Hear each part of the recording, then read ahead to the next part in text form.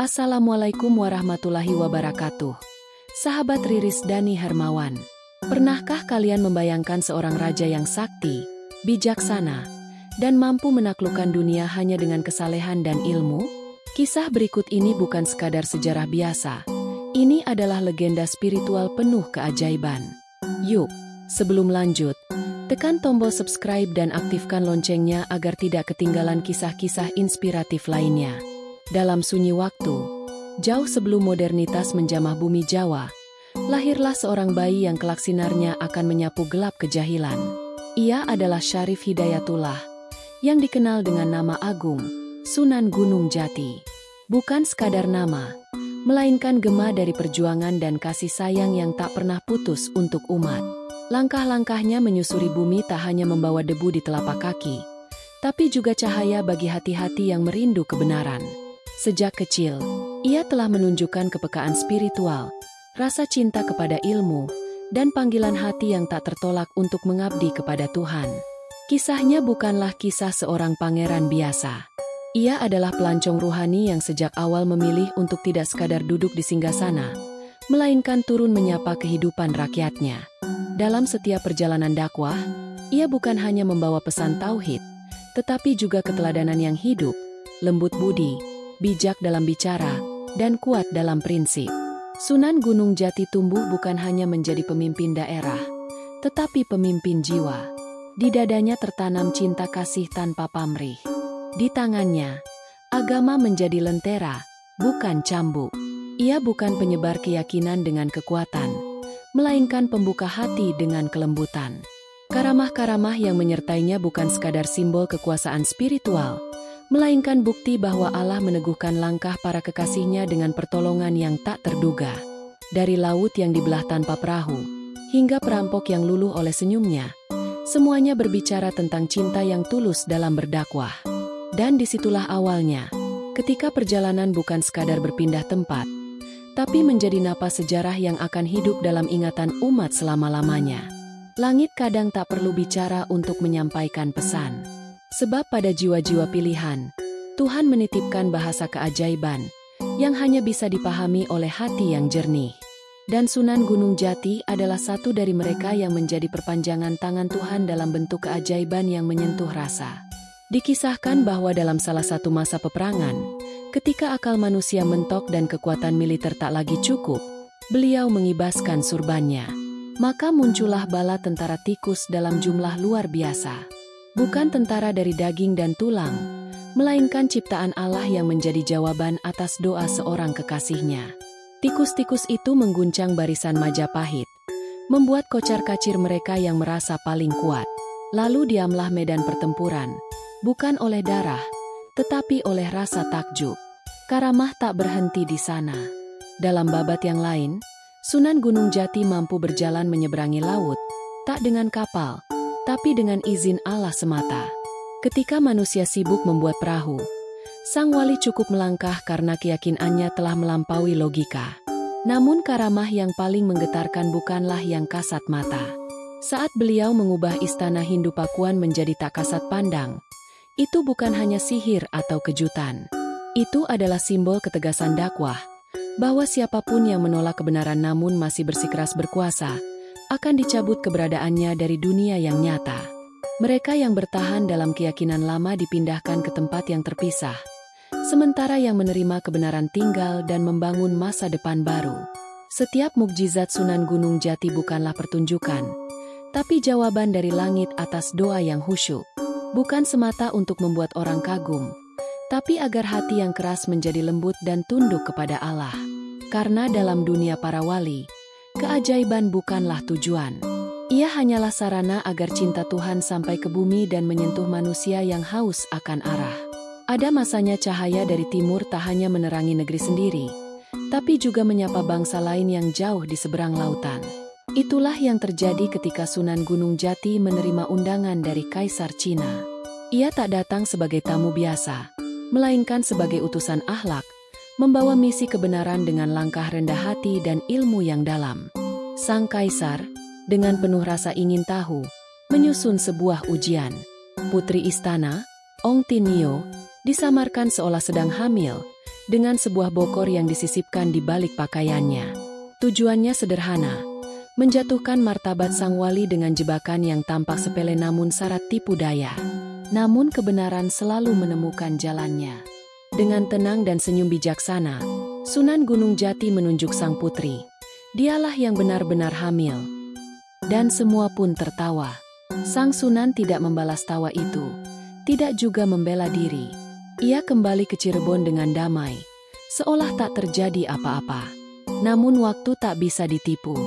Di kamar istana, bokor itu menghilang, dan perut sang putri benar-benar membesar. Keajaiban yang tadinya ditertawakan kini menjadi kenyataan yang mengguncang. Bukan karena kekuatan manusia, tapi karena kehendak ilahi yang ingin menunjukkan siapa yang datang membawa cahaya. Putri Ong Tin pun menangis, bukan karena malu, tapi karena tersentuh. Ia akhirnya memilih untuk memeluk Islam dan menyusul Sunan Gunung Jati ke tanah Jawa. Dari pernikahan suci itu, lahirlah jalinan sejarah yang mengikat Cirebon dan Tiongkok, bukan hanya dalam darah, tapi juga dalam keimanan. Di balik peristiwa ini tersimpan makna dalam, bahwa kebenaran tidak harus dibuktikan dengan kemarahan atau paksaan. Ia cukup hadir, dengan tenang, dan waktu akan membelanya. Maka orang yang datang dengan keraguan pun pada akhirnya akan pulang dengan keyakinan. Dalam kisah-kisah yang tertanam di naskah-naskah kuno Cirebon, terdapat satu bab yang begitu memukau dan menyentuh batas antara kenyataan dan karamah. Ia bukan sekadar dongeng rakyat, melainkan jejak spiritual dari seorang wali yang hidupnya begitu menyatu dengan keajaiban langit. Sunan Gunung Jati, di tengah suatu keperluan membela negeri dan menjaga kehormatan umat, pernah memperlihatkan satu keajaiban lain. Dengan tangan yang tampak sederhana, beliau mengumpulkan kerikil-kerikil dan jamur merang, benda-benda remeh yang tak bernilai di mata manusia biasa. Tapi pada hari itu, di tangan seorang wali, benda itu bukan sekadar alam, melainkan alat. Dengan meneteskan jimat cupu tirtabala ke atas kumpulan kecil itu, tiba-tiba alun-alun Cirebon bergemuruh. Ratusan bahkan ribuan tentara muncul dari arah yang tak disangka. Mereka datang bukan dari lembah atau gunung, melainkan dari ketetapan Tuhan yang menjawab niat suci seorang kekasihnya. Rakyat pun terdiam dalam keheningan yang bercampur keheranan. Apa yang mereka lihat hari itu mengajarkan bahwa kekuatan tak selalu lahir dari pedang dan pelatihan militer. Ia bisa datang dari langit, turun melalui hati yang bersih dan niat yang murni. Dan ketika misi telah selesai, Sunan Gunung Jati membaca doa. Secepat kedatangannya, pasukan itu pun lenyap. Yang tersisa hanya kembali menjadi kerikil dan jamur yang tak lagi menakutkan, namun kini dipenuhi nilai. Di balik semua itu, ada pesan yang tak boleh dilupakan, bahwa segala bentuk kekuatan, betapapun menakjubkannya, bukan milik pribadi. Ia hanyalah pinjaman dari Tuhan, yang bisa diambil kapan saja, dan hanya akan diberikan kepada mereka yang tak menggunakannya untuk keangkuhan. Sebuah cerita yang mengajak kita untuk merenung, bahwa dunia ini bisa berubah oleh hal yang tampak sepele, bila disentuh oleh niat yang tulus dan cinta yang dalam pada ilahi. Ada satu kerinduan yang tak bisa disembuhkan oleh waktu, tak bisa diredakan oleh ilmu, dan tak bisa ditenangkan oleh gelar ataupun tahta. Kerinduan itu adalah kerinduan seorang murid kepada nabinya. Begitu pula yang dirasakan oleh Syarif Hidayatullah. Meskipun ia tahu Rasulullah telah lama wafat, namun hatinya tetap menyala oleh harap. Bukan harap yang mengada-ada, melainkan panggilan ruhani yang dalam dan murni. Dengan izin ibunya dan restu langit, ia pun memulai perjalanannya. Tapi ini bukan sekadar perjalanan ke tempat, melainkan perjalanan ke dalam. Ia menempuh jalan hening, menyeberangi malam-malam sunyi, hingga sampai ke sebuah hutan tempat seekor naga besar menghadangnya. Namun naga itu bukan makhluk yang haus darah. Ia adalah penjaga rahasia, penguji keteguhan. Ketika Syarif Hidayatullah menjawab bahwa ia mencari Rasulullah, sang naga menunjuk ke arah barat, ke Pulau Majeti, tempat sebuah jawaban akan datang. Dan di sanalah, di tengah pengembaraan ruhani itu, beliau akhirnya bertemu dengan Nabi Muhammad. Bukan dengan mata dunia, tapi dengan pandangan jiwa yang telah disucikan. Rasulullah menasihatinya agar senantiasa menaati perintah dan larangan Allah, menjadikan Al-Quran sebagai petunjuk, dan menebarkan kasih sebagai misi utama. Dalam perjumpaan itu, Nabi Muhammad tidak hanya memberi nasihat, tetapi juga menganugerahkan sesuatu yang lebih agung, makam insan kamil. Sebuah derajat spiritual yang menandakan bahwa seseorang telah menyatu dengan hikmah ilahi dan siap menjadi cermin bagi umat manusia. Syarif Hidayatullah pun kembali ke bumi dengan hati yang penuh. Tak ada lagi keraguan dalam langkahnya. Yang tersisa hanyalah cinta yang tak tertampung oleh kata-kata, dan tekad untuk menyampaikan cahaya kepada mereka yang terjebak dalam kabut kebodohan. Pertemuan ini bukan sekadar kisah mistik. Ia adalah penanda bahwa siapapun yang sungguh-sungguh mencari kebenaran dengan hati bersih, niscaya akan sampai. Mungkin bukan dalam bentuk yang sama, tapi dalam rasa yang menguatkan jiwa.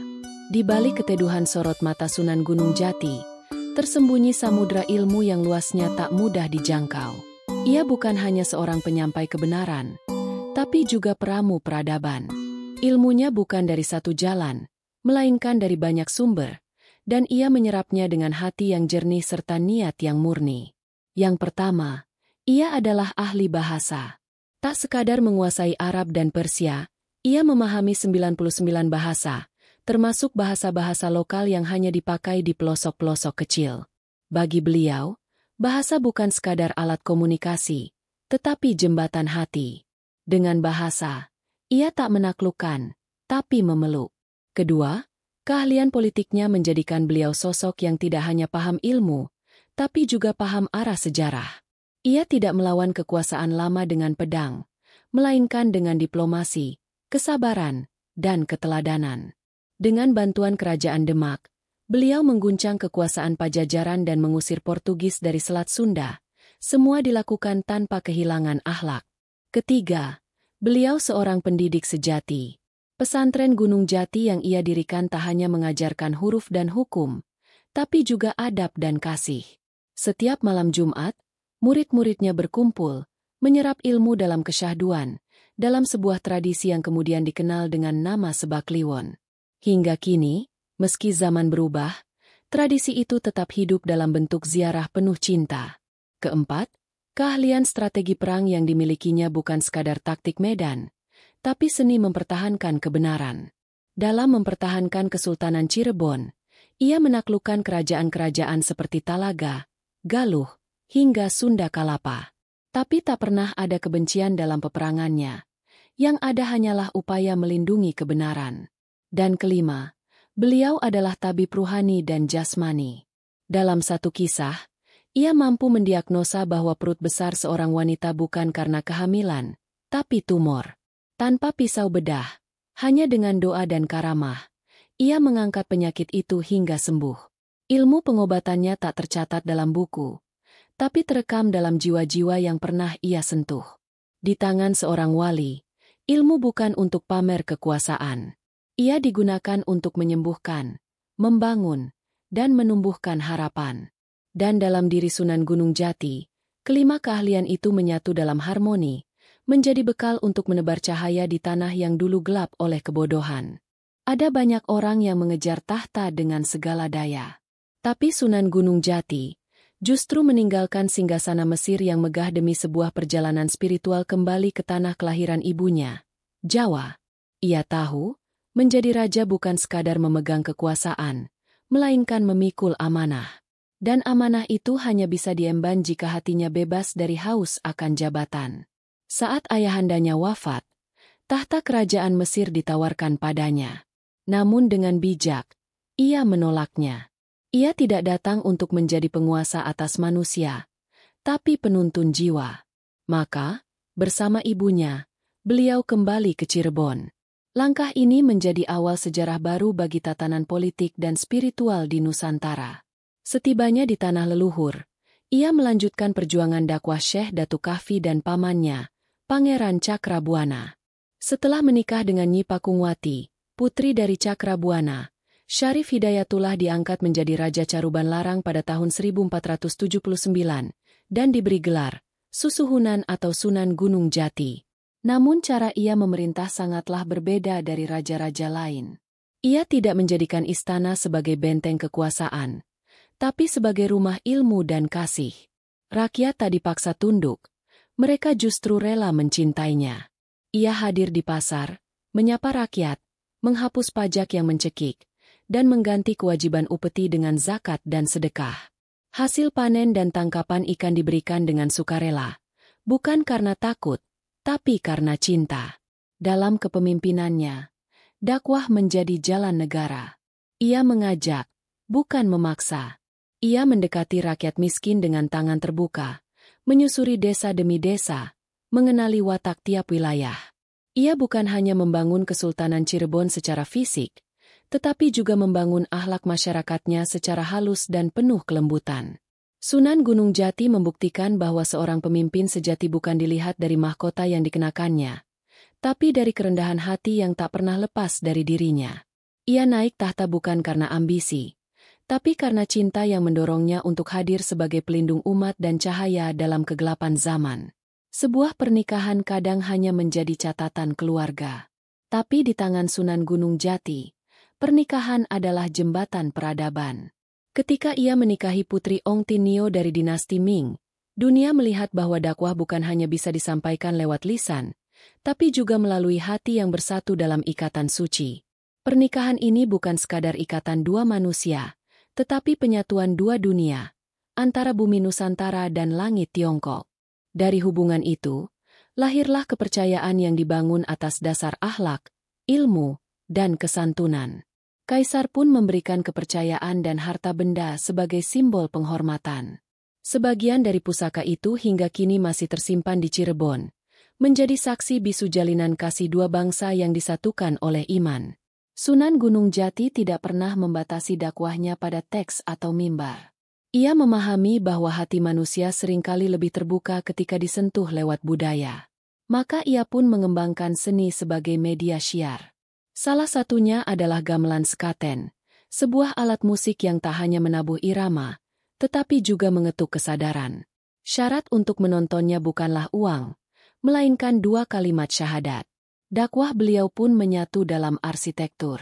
Masjid Agung Sang Cipta Rasa, yang dibangun pada tahun 1480, berdiri kokoh sebagai bukti cinta beliau kepada keindahan dan keteguhan iman.